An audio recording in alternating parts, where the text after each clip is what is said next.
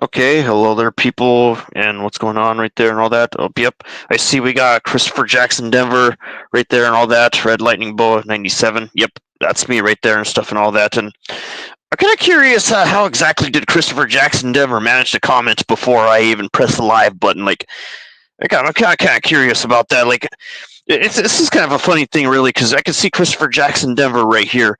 He actually commented before I was able to go broadcast on this thing. That's pretty funny. But anyway, one thing I want to go over is right there over here is WWE's Monday Night Raw and WWE's NXT and stuff right there and all that. Both Raw and NXT right there, both decent stuff here and all that. I guess you could say what really managed to take the spotlight was Penta making his debut in WWE after departing from AEW and stuff here. And that's why I'm really hoping that WWE uses Penta a lot more often than how AEW used him. Something like that stuff here and all that. And it also makes me wonder.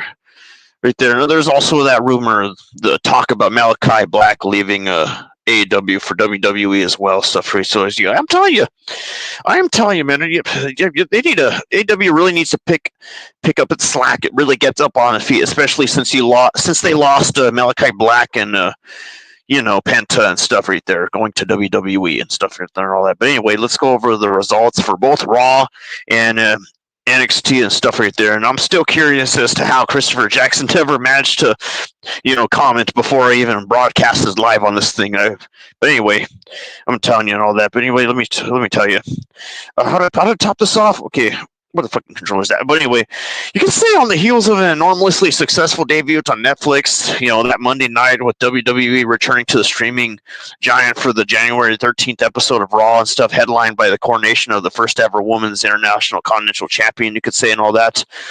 Where we also have, the Damage Control's Dakota Kai squaring off with Lyra Valkyria in the tournament final to decide the first champion in the night's marquee match, while Damian Priest and Finn Balor sought to settle their differences in a street fight, you could say, and all that.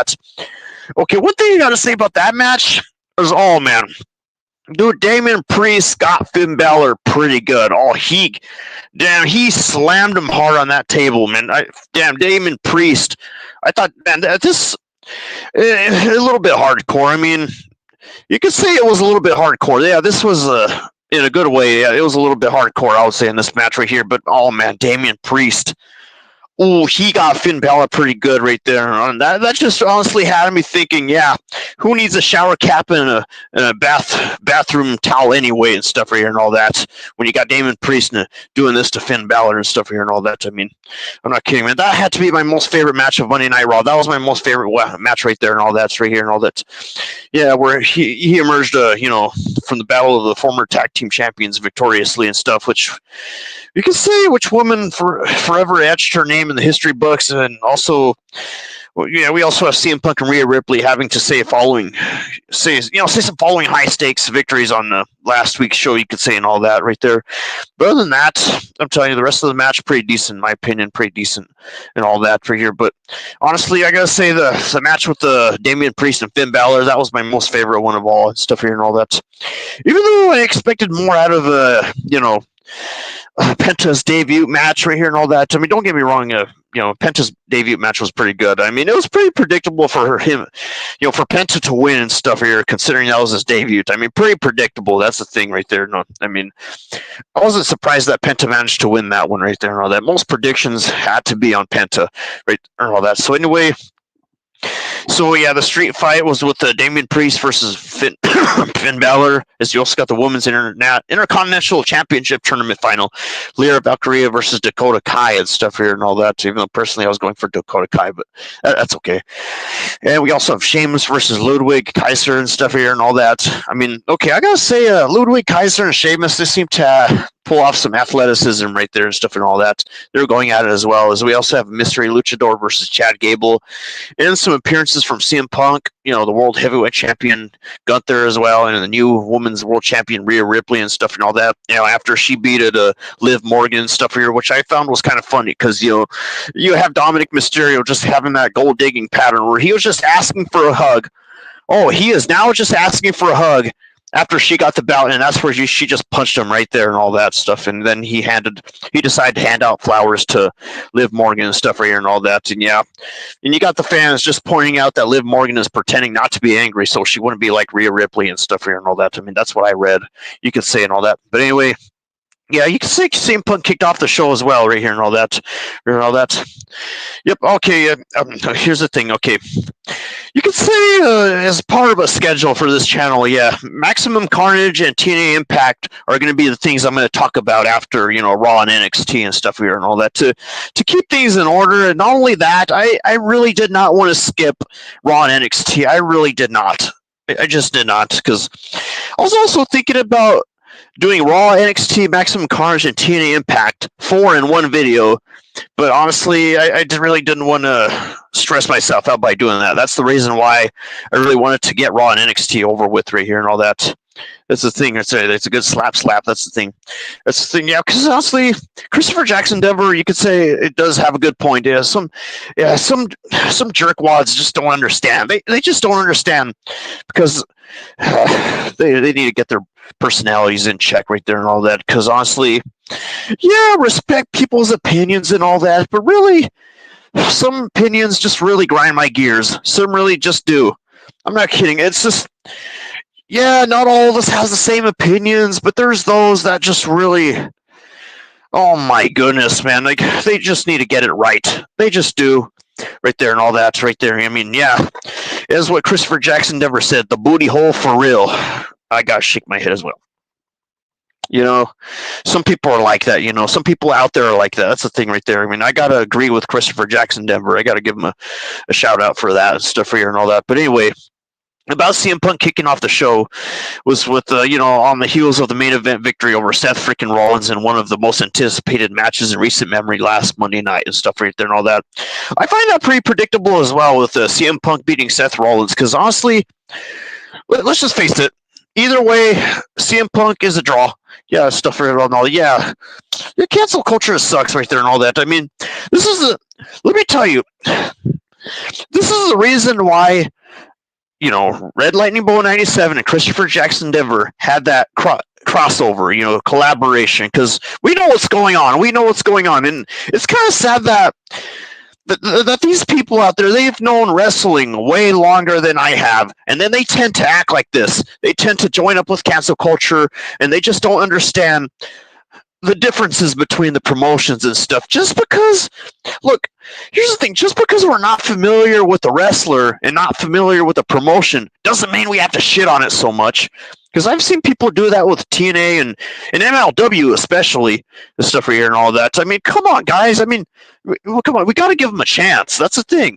Right there. I mean, cancel culture sucks. And then, yeah, I'm pretty sure, man, and Kamala's not even a wrestling fan either. That's a sad thing right there and all that. She's just smiling most of the time, that lady that tried to be president. But anyway, we got the straight edge superstar wasting a little time getting down to business as he is joining John Cena and throwing his name in the hat for the Royal Rumble and stuff here and all that. You could say, I'm telling you and all that.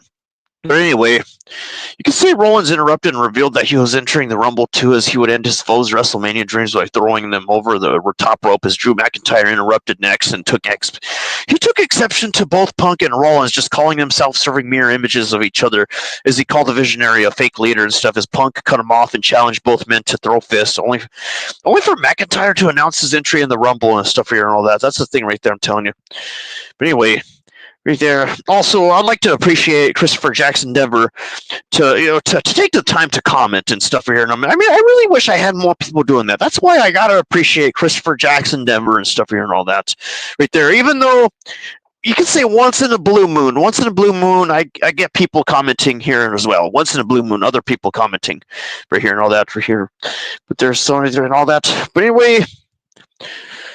That's the thing right there. Also, it's not cool if wrestling fans also have to be racist. That's not cool, man. Why do we got to do that? I mean, yeah, oh my gosh, man. Yeah, WWE doesn't often have, black champions and stuff. I mean, not to be rude or anything and stuff and all that. I mean, that's one thing. Yeah, they don't often have that, but yeah, that's why it's good to give them a chance. Like I said, come on, we gotta, got to give the wrestlers a chance, just like how just like how some people shit on promotions, man. They need to give those promotions a chance too. But anyway, I'm getting a little distracted right now. Sorry about that. But anyway, you can say it'll be interesting to see if this story, like so many others in this Paul Levesque era or something like that, ultimately collide with the larger Bloodline story. Because as it stands, that appears to be the end game for at least McIntyre. What some people point out, you could say, and all that. As you can see, this was a star-struddled start to the show that shined a light on the Royal Rumble with the introduction of 3 former world champions, but also hinted at the larger story at play and stuff, the return to power of Roman Reigns, as hinted at by McIntyre and stuff here and all that. Because I recall that Roman Reigns beated Solo Sikoa, if I'm correct, and stuff and all that, right there. That's the thing right there and all that. So yeah, that's the thing right there. And yeah, the thing about me and Christopher Jackson Denver, there's got to be some point in our lives where we change. Let's say if someone's like real awful with their personality and stuff, and they just shit talk wrestlers back and back and just criticize them over and over again. There's got to be one point in that person's life where they change, where their eyes just open. Because what Christopher Jackson Denver was trying to tell me is that, dude, these people gotta open their eyes someday. Like, they gotta change someday and all that stuff and all that. I mean, that's the thing right there. I'm telling you and all that. Sorry to get a little distracted again, but it's true. Yeah, that's the thing, man. These people, these trolls, they have to really open their eyes instead of canceling all the time, instead of just criticizing. I mean, there's gotta be something they like. But anyway, sorry for the little motivational speech or anything. I don't mean to get that. But anyway, you can say top. Wait a minute. What was I gonna say again? Oh yeah.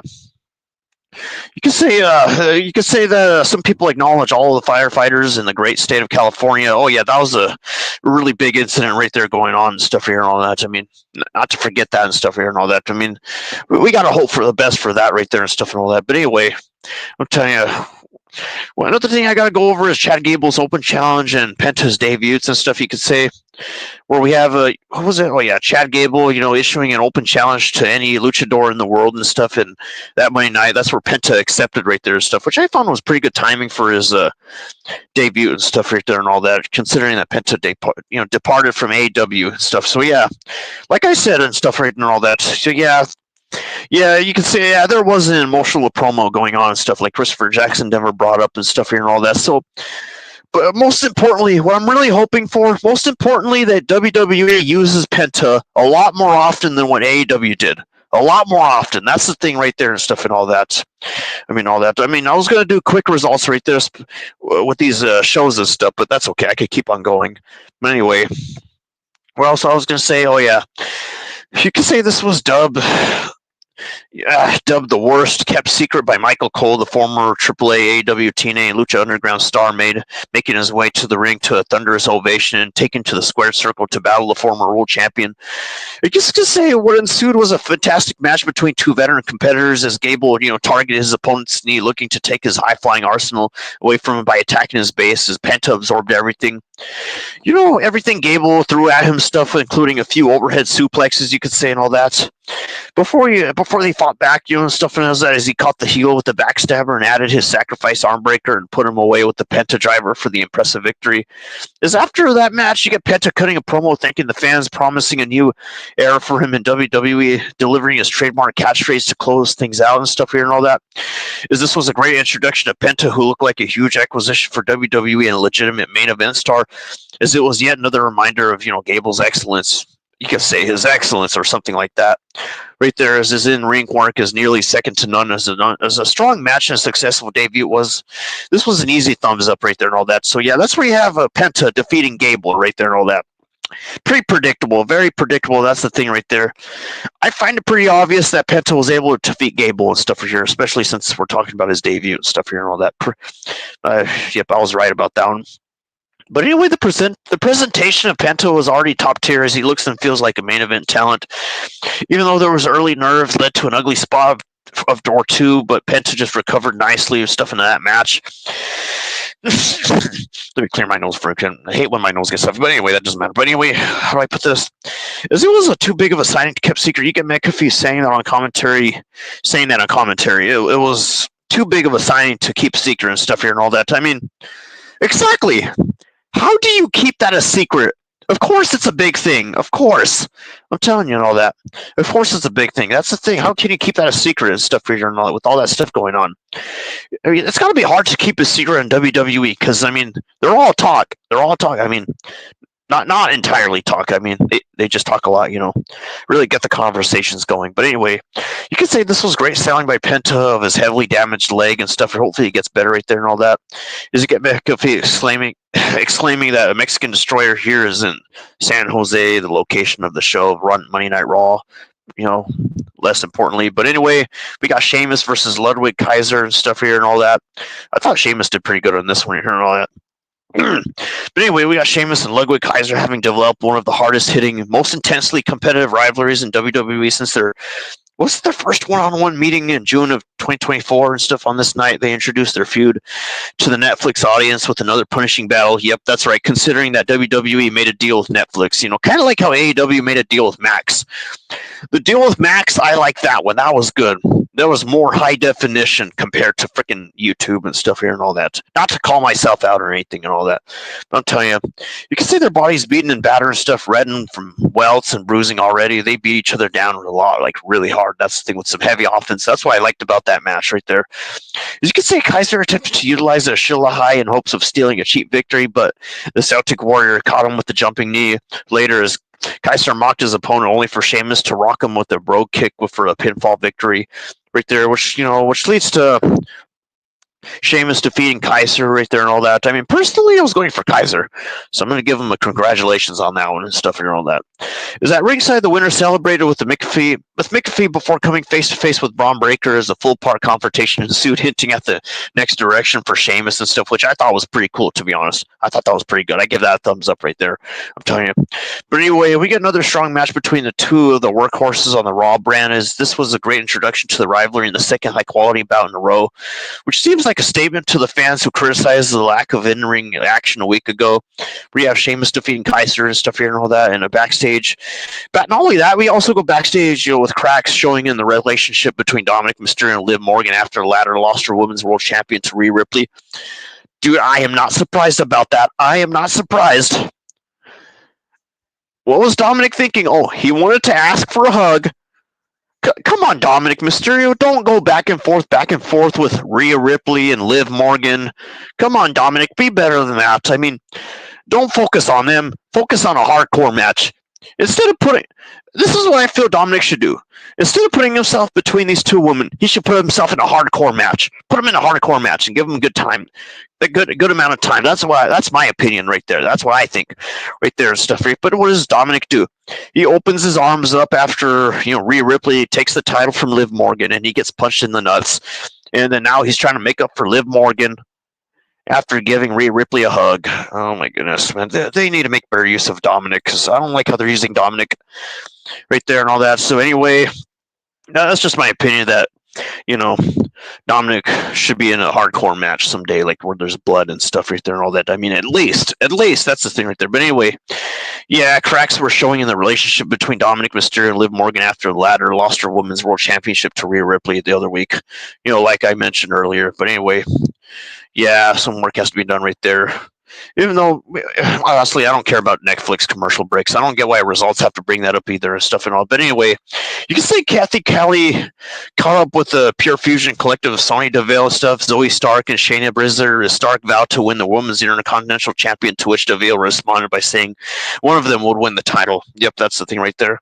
It's Cole. You can say Cole has been extraordinary in the commentary, an extraordinary commentator, you could say, and all that, which some people would say, telling the viewing audience who the superstars are and their ongoing issues with their peers and stuff it's a thankless, but absolutely essential gig, and one who has, one he has perfected and stuff, you could say, and all that, right there and all that. But anyway, backstage, you get Rollins encountering Sami Zayn and asking him if he is going to stay helping Roman Reigns or help himself, right there and all that. That's the thing right there, man. I'm not kidding, man.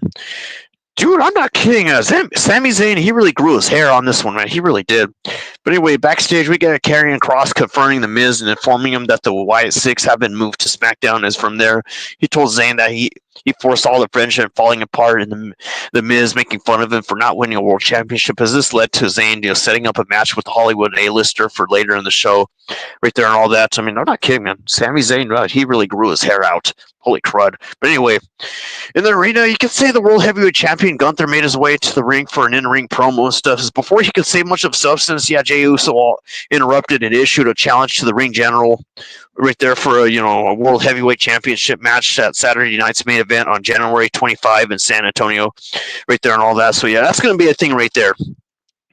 So yeah, Jey Uso, and you could say the ring general for a World Heavyweight Championship match, on January 25. That's the thing right there. January 25, they're going to go at it. I mean, they should, right there and all that. I mean, that does sound pretty interesting. I mean, I'm looking forward to that right there and stuff. But anyway, besides some typical consenting stuff from Gunther, you got Uso delivering a response in which he said he bets on himself every day and he is taking the world title. You could say this was another strong effort on the mic from Uso as he told the story of the single star second guessing by the doubters and stuff, but always proving them wrong and stuff. And also on the 25th, I think he'll be able to have the audience to silence the doubters by capturing the top prize on the Raw brand by beating one of the best and most respected wrestlers of this time period, you could say, and all that, or this generation. Some people say that, but anyway.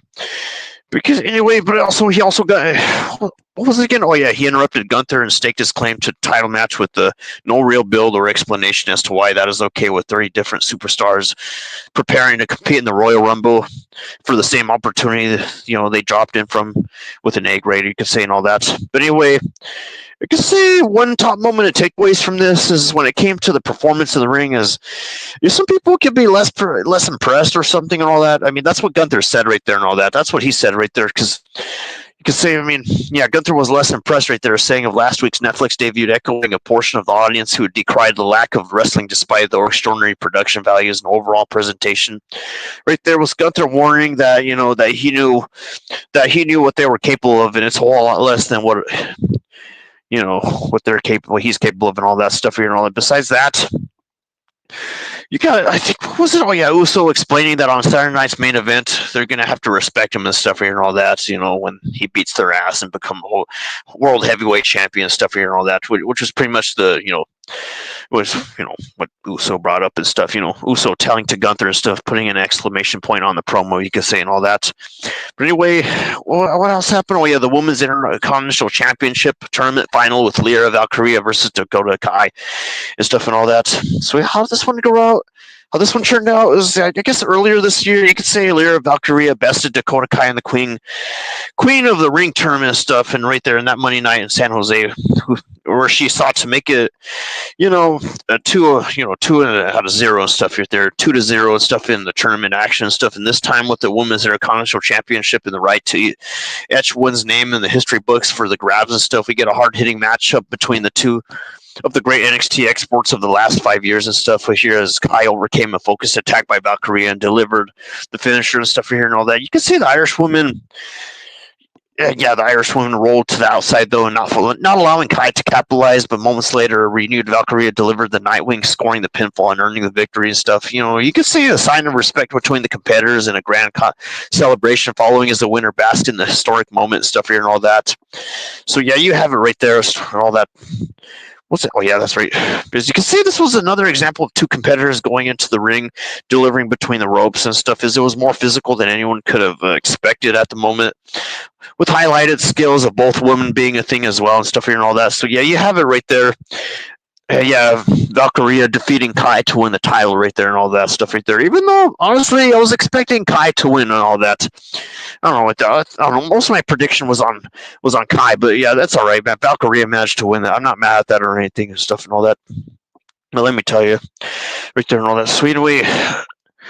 Another thing I wanted to talk about was WWE's NXT. I want to get that over with as well, and stuff you could say and all that. But anyway, I really don't want to skip these two shows, man. I really don't want to skip any of these because that's the thing, man. I want to go over Monday Night Raw and NXT and stuff here and all that, in order to go to handle the other shows of the other promotions. That's the thing right there. But anyway, you can see a new interest thing feels like a good omen for Kai entering this potentially historic night for the New Zealander and stuff here and all the New Zealander. Alexander and stuff. Sorry, I don't know how to pronounce that properly. But anyway, you have Valkyria delivering a jaw-dropping vertical suplex off the apron into the arena floor, generating a warranted, uncensored chance of holy shit and stuff here, holy shit, which I find funny and stuff here and all that. I mean, why do they have to censor that out? I mean, dude, you don't have AEW censoring that out. I mean, we had a match with the Acclaimed and the MXM collection right here and all that. I mean, they didn't censor their word, man. They were just cussing. Oh, man, they were really cussing in that match. I thought that match was just hilarious, man. That was a good one right there and all that with the Acclaim versus the MXM collection and AEW and stuff here and all that. I mean, you got the crowd in that match chanting "Holy shit!" and they have to censor it out in this one right here. Come on. I mean, does WWE really have to censor out "Holy shit" on their TV show? I mean, or something or that, or because honestly, I mean, do they have to censor it out? Because honestly, I mean, they don't have to. That's the thing. I'm just saying. WWE doesn't really have to censor it out unless I was watching it through a different thing and stuff and all that. They probably didn't censor it. It's just probably where I was watching it from. I could be wrong enough. But anyway, yeah, we also have Valkyria's sit-out powerbomb and being one of the best in the business, you could say, and all that. As we also have Kai delivering the GTK and stuff, only for it to knock Valkyria out of the ring and prevent a pinfall. You could say it was a real false hope spot right there and stuff and all that. But anyway, we also had Sami Zayn versus The Miz right there, you could say. Also, to point that out, I guess, freaking TV, man. I'm gonna have to apologize, man. This is why some people have to bear with me here, because my freaking TV is just stupid sometimes. I'm especially considering using a console right here and all that. Freaking consoles, I'm telling you, man, they tend to act up when we're going to freaking web page results. That's the thing.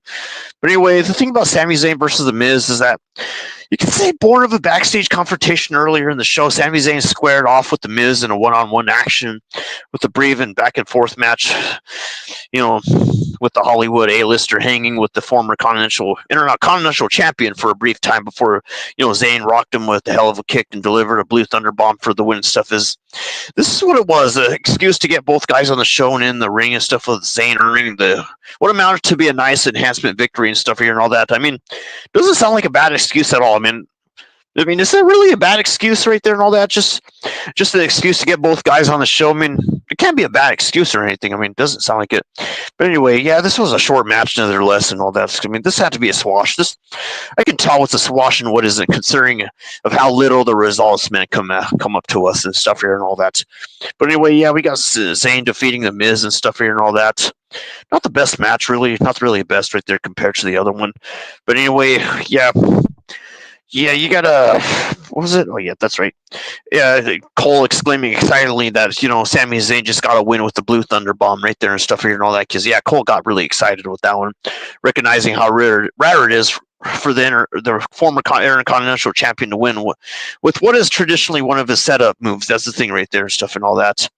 Besides that, we also have Rhea Ripley promo and stuff here and all that. The new Women's World Champion Rhea Ripley making her way to the ring and addressing the WWE Universe, reminding them that, I don't know why she calls herself Mammy and stuff right there, being back on top of one of the most dominant women, coming back as one of the most dominant women in the company. I wouldn't call it the company's history and stuff here and all that. I mean, I wouldn't really describe it as that and stuff. But anyway, before she could say more, you get Nia Jax interrupting and vowing to win the Women's Royal Rumble and stuff as she repeatedly insulted Bayley, who entered the square circle and insisted Jax say whatever she had to say to her face and stuff, as Jax attacked her and then headbutted Ripley only to catch a big knee from the role model. As you can see, the new champion sent Jax out of the ring before the babyfaces stood tall to close the segment out and stuff here and all that. As we also have, saying that some people deciding that this was fine, but nowhere near as effective as the night's opening promo segment and stuff. If anything, the biggest takeaway was not the tease Jax move to Raw, but instead Bayley subtly eyeing Ripley's title, you could say, and all that. As it feels rather unlikely that WWE would run the role model versus Mammy at WrestleMania, but Bayley is one of the original four horsewomen, of NXT and stuff right there. I read that too quickly as horseman. I read that too quickly as horseman. My tongue was slipping right there. Yeah, I do need to slow down every now and then. But anyway, Yeah, we get Ripley having not been beaten or at the showcase of the Immortals, so that story would write itself and stuff if the creative team opts to head in that direction and stuff, which appears to be a thing. That's the thing right there. I'm telling you and all that. But anyway, I think a top moment of takeaways from that was Ripley getting those rare main event level pops, typically reserving for the likes of Cody Rhodes and Roman Reigns, or in the generations past, John Cena, Steve Austin, The Rock. Oh yeah, the WWE legends and stuff right here and all that. I mean, I'm not kidding, man. It really is nice to see them show up in WWE, even to this day and stuff here and all that. I mean, that's good. That's really good right there and all that. Because honestly, those are wrestlers from back when we were kids, man. Like back when things were good. That's the thing right there. I'm telling you, and all that. But anyway, you can say that Bailey called out Jax for using the BBL Bailey nickname and stuff as it still works. Get Jax saying that and stuff. If they're exactly the point of the baby face that they were making stuff here and all that. And now the thing about my favorite match of all, the Damian Priest versus Finn Balor, that had to be one of my more favorites because I thought that one was good, man. That one was really well done, man. I thought that was pretty hardcore and stuff here and all that. I'm gonna go over that right now. And stuff. You could see the months-long battle for dominance between former Judgment Day teammates and tag team champions Damian Priest and Finn Balor, wrote its latest chapter when they squared off was the thing. They go in a street fight in the main event of Monday's show and stuff here and all that, where a brawl around the ringside culminated with Priest delivering a devastating, all-inspiring broken arrow from the stands and through 2 tables and stuff, which left the heel needing medical attention as medics ushered Balor out of the arena on a stretcher, you could say, and all that, before Priest attacks JD McDonald and Carlito before turning his attention, back to his former partner and stuff as he drove Balor back to the ring and downed him. But before he could put him away, you get Carlito and McDonald just coming to the heel's aid. As Balor he recovered and delivered the coup de grace, but that's where a Priest kicked out of that at 2 and stuff here as the War Raiders, made the save and stuff, fighting off the heels and ensuring the match would go back to being a one-on-one affair and stuff here and all that. That makes sense right there. I mean, keep it as a one-on-one match. Don't interrupt it too much. I mean, I'm not kidding. They did that with AEW and stuff here and all that. But anyway, we get Priest with the chair wrapped around his head and stuff as they delivered the South of Heaven for a 2 count stuff. As we got Balor and stuff here and all that, and suddenly, a pop-up scene to get in the way while I'm like trying to multitask, count several things at the same time and stuff. And for some reason, people, so that's a funny thing when we're going live. Some of our friends just want to start a group chat in the middle of nowhere, which causes to interrupt the thing a little bit. Not too much, though. Not too much. I'm not mad or anything, but that stuff happens, But anyway, we got a razor's edge through a table on the floor in the South of Heaven, earning Priest a hard-fought victory right there and stuff and all that. I need to slow down and stuff, otherwise my tongue starts slipping. But you can say this was by far the best of the Priest Valor series, and should extend a long-running rivalry between these two, as there was a handful of great spots here and there, while the stretcher spot felt drawn out and stuff. Is everything after there here and there was awesome stuff. You could say the crowd was hot and the athletes delivered on the gimmick and stuff, and Priest scored the win to put that rivalry in his rearview mirror. Just to get the rivalry over with, man. That's what I liked about this match. This match had to be the best one right there. This match was a good one. I really enjoyed this one with Damian Priest and Balor because honestly, that's the thing right there. I mean, you can see it was more predictable having Balor win and stuff right there. It was more on the predictable side, but still good nonetheless and stuff and all that. So honestly, I'm most likely going to have to give this Monday Night Raw an 8.5 out of 10 and stuff here and all that. But either way, you could say that there was 4 excellent matches highlighted on this Raw and stuff right there that should be undoubtedly make the critics of last week's wrestling light broadcast more happy, you could say, and all that different, all that. I mean, I don't know why pop-ups tend to happen, but anyway, right there. But let me tell you, this was a good show for the most part. I mean, some parts of this were predictable, yes, but most of it still good nonetheless. I mean, all that. I mean, there's nothing wrong about it being predictable. I mean, if it's predictable, it better be good at least and all that. That's what I'm telling you and all that. But let me say. But anyway, I'm going to have to give this show 8.5 out of 10 stuff. At 8.5, I'm giving it stuff here and all that. Well, I have to go over, WWE's NXT and stuff here and all that. So anyway, unless I miss something of Monday Night Raw. But anyway, that's okay and stuff here and all that. It's good to have the community tabs on YouTube to back us up in case we mess up with any results or we don't get any right. It's good to, that's what I like about the freaking community tabs. It's really good. Really good, I'm telling you. And haters want to hate. Haters want to freaking hate and stuff, and they don't want to rock out and be there. They just don't want to rock out and be there. That's the thing about haters. They don't want to rock out and be there. The thing I like to repeat. But anyway, was it? Oh yeah, the January 14th. January 14th NXT show and stuff here and all that, which I'm gonna have to talk about as well because I don't want to miss that either. Because honestly, what I gotta say, what they gotta say, it just feels wrong to me skipping too many shows when you're running a YouTube channel. It doesn't feel right skipping too many shows. I mean, one show or two every now and then is all right, but not too many over the months, or throughout a month.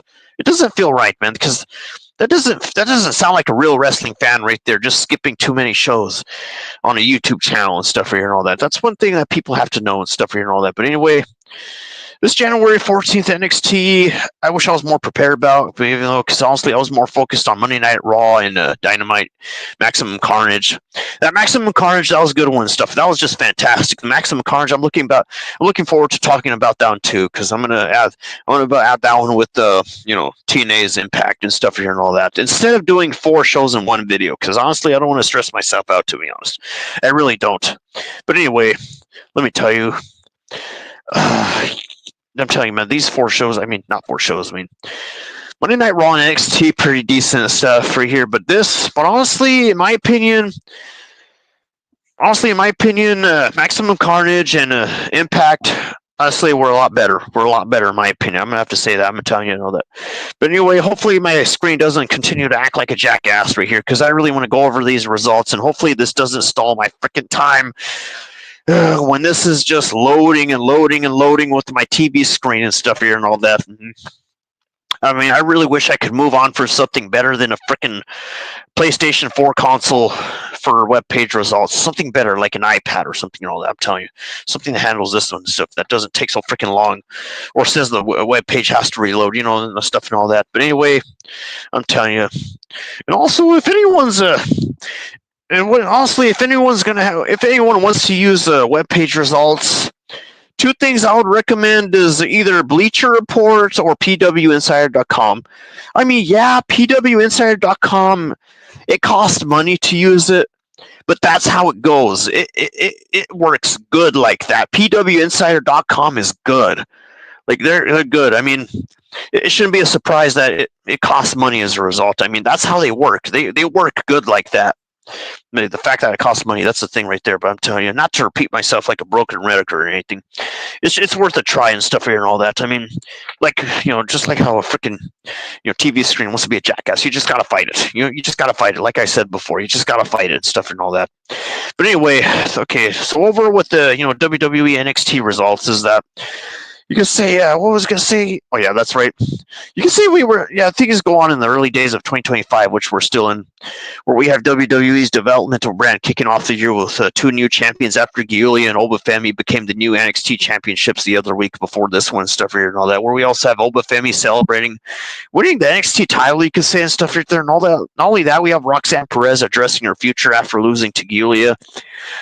Nathan Fraser and Axiom versus OTM stuff for the NXT tag titles and stuff is we have Shotzi versus Stephanie Vakir for the number 1 contenders match for Women's North American title and stuff here and all that. Right there, where we had the opportunity to take a look at what happened, stuff here and all that. The thing is, right there and all that. So you can say NXT started off with Femi just coming out to celebrate winning the NXT championship. Oh yeah, the NXT champions celebrating the NXT champions at New Year's Eve and stuff right there. Sorry, my tongue has been slipping a lot because honestly, right there, man, honestly, we got to be prepared for, what goes on in the show when we have to talk about a show. We got to be prepared for this stuff. That's the thing right there and all that.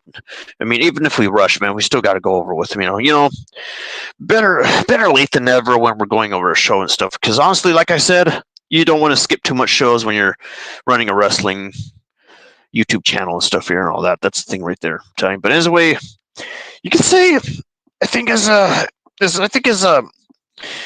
oh yeah, that's the thing that happened. Yeah, Obafemi was celebrating with was going out to celebrate winning the NXT champions at New Year's Eve and stuff here and all that. Coming out to celebrate winning right there and all that. But anyway, how to top things off, we got Ridge Holland coming out and getting into a getting into a fight with Tony D. Femi. Tony D. as Femi was, attacked from behind by Thorpe and stuff with the leather strap, which likely means we're going to get a strap match for the title between them in the future and stuff. And not only that, there was an opening segment accomplishing the goal of addressing multiple feuds at once, but having the new champion get taken out during his first week with the belt. Probably didn't turn out as the best way to get a reign started for a guy who was supposed to be a monster. You could say described as a monster, but anyway.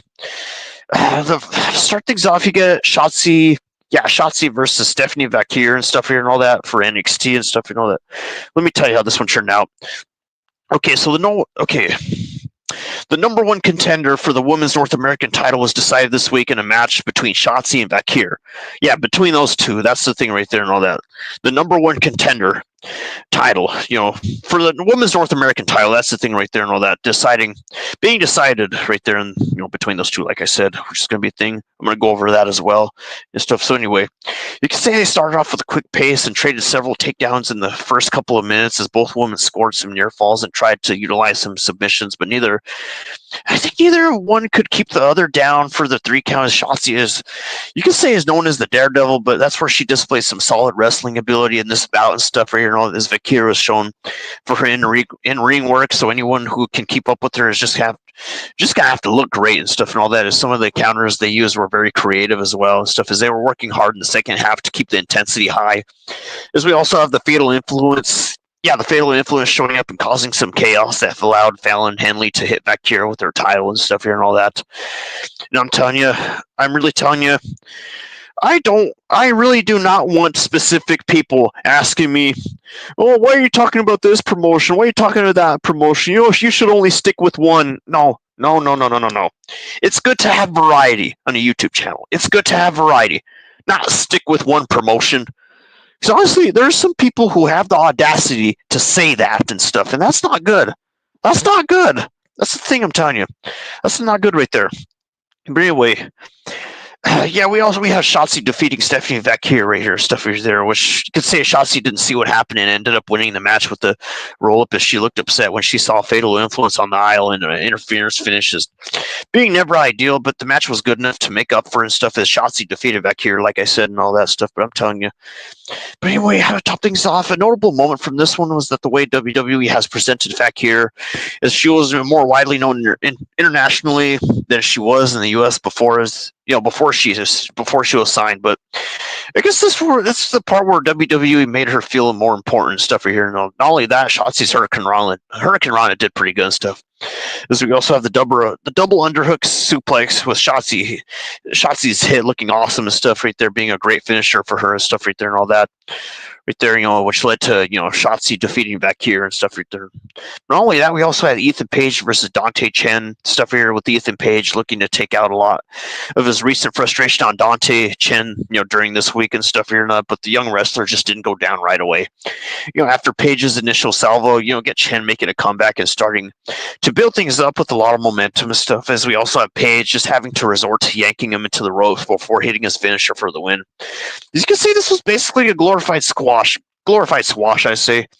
Right there, as this was done better than most squashes and stuff and served a greater storyline with Paige. I don't know. It could be sort of a good storyline, a little bit. It's just, the storylines shouldn't last. It shouldn't be so freaking long. I mean, like what happened with Roman Reigns. His storyline was going on for, I don't know how long. That was before I started watching wrestling again and stuff here and all that. Because honestly, the thing about wrestling back then, wrestling today, is that I was absolutely not familiar with the wrestling that was going on today. That's the reason why I wasn't looking at it until a friend of mine got a hold of me and had me look at it again and showed me some parts that were good and stuff and all that. That's the thing right there. Because honestly, my memory was still on the wrestling back then, back in the 2000s. That's the reason why I wasn't watching wrestling from the 2010s and stuff and all that until someone got a hold of me and had me look at it again, which is not a bad thing. It's a good thing for the most part. A good thing, But anyway, we get Paige crushing Chen's ankle between the steps and ring after the match was over, and then sat there and stared at him for a long time as Javon Evans came out and attacked Paige, but one shot to his injured jaw put him down and stuff here and all that, which seemed to be that seemed to be the thing right there. One shot to his injured jaw and stuff and all that, which leads to Paige defeating Chen. You could say and all that. As we also have a what was it? Oh yeah, that's right.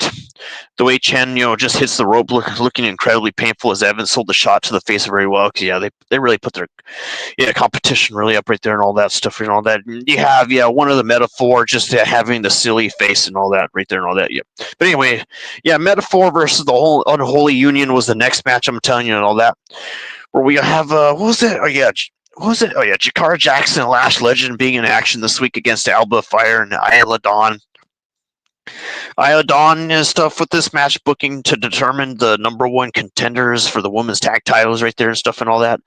This Jackson and Fire started with an exchange of holds and reversals, but Fire just didn't wait long before unloading with the stiff chop, you could say, and all that. As we got the Metaphor seeming to have the upper hand for the first half, but the Unholy Union eventually turned tide in their favor. As you can see, the growth of Jackson Legend over the past year has been tremendous, and you can see how that hard work was paying off with them in this match race there. As they kept up with Dawn and Fire at every turn and stuff right there and all that. So yeah, they seem to be making some improvements right there. I'm telling you and all that. As they kept up with Dawn and Fire at every turn, the match lasted 2 segments and saw all 4 women put in some great work as Jackson and Legend scored the win to become the new number one contenders and stuff here and all that. I'm not surprised. I am not really surprised the Metaphor defeated the Unholy Union. I'm not. I don't know, just for some reason I'm not right there and all that. But anyway, we got the Metaphor defeating the Unholy Union and stuff right there. And at that point, you can say it's hard to tell if Booker T makes for a good commentator or a terrible commentator and stuff right there. His energy was good, but sometimes he just says nonsense and stuff here and all that. So a lot more nonsense than what I say. I'm just kidding.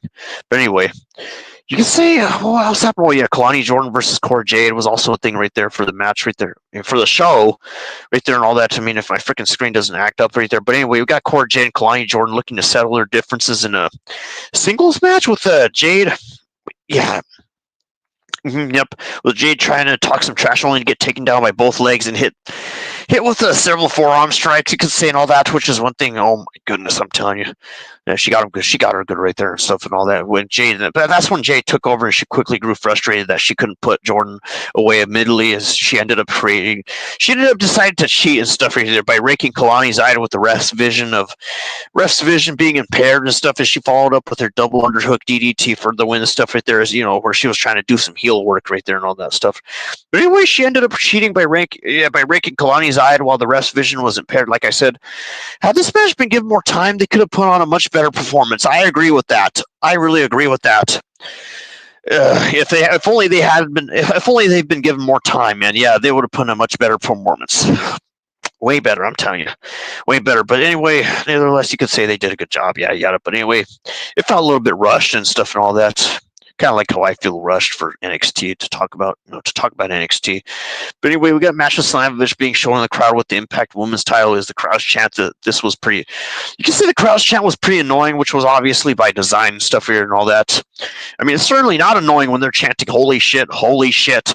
I mean, that's funny, man. That is funny. But anyway, we got Nathan Fraser and Axiom versus the OTM and stuff here and all that. I mean, it's really good to watch Raw and NXT on Netflix instead of YouTube and stuff, because you know how YouTube is. They only show a little bit of parts in the matches and stuff. I really freaking hate that.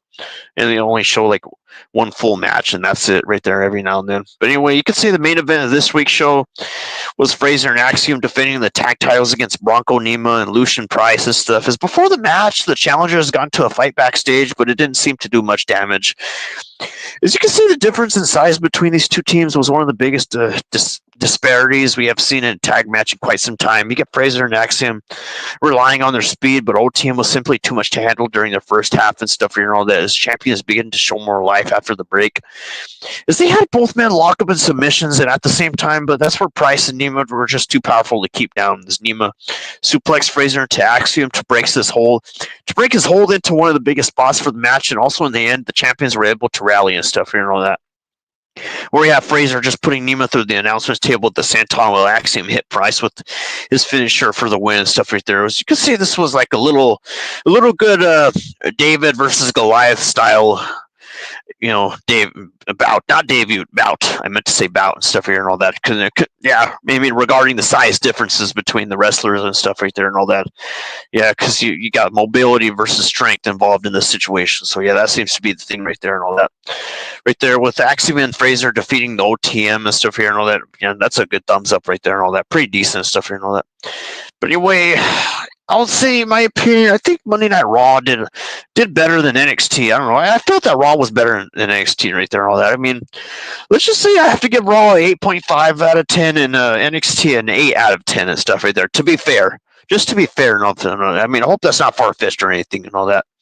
Right there. I mean, also, the more prepared you are, the more that your ratings, the more the ratings that you give it makes sense and stuff and all that.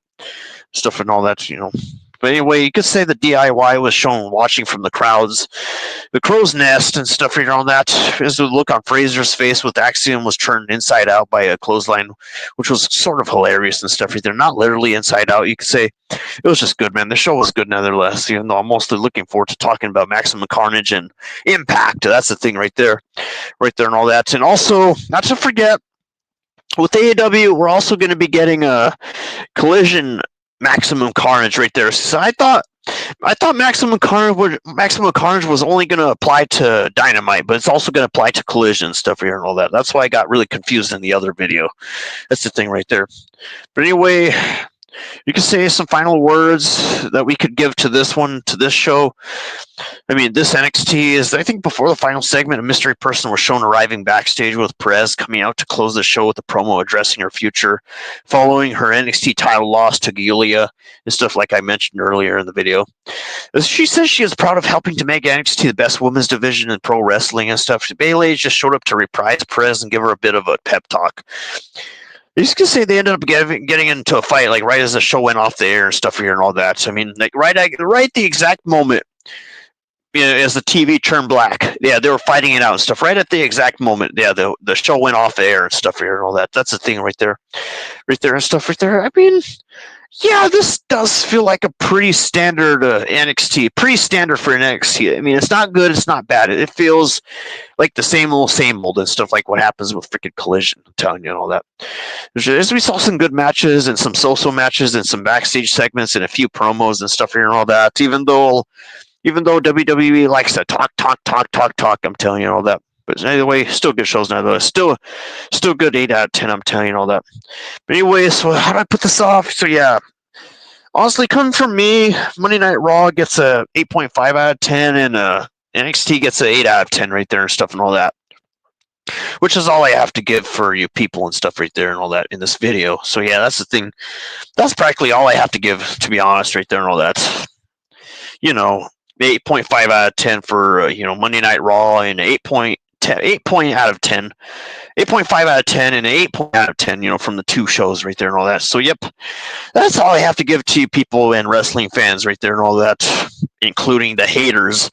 Yeah, that's all I have to give to you people and stuff. So I'm gonna have to end the video right here and tell you guys, rock out and be there, guys. Rock out and be there, guys, for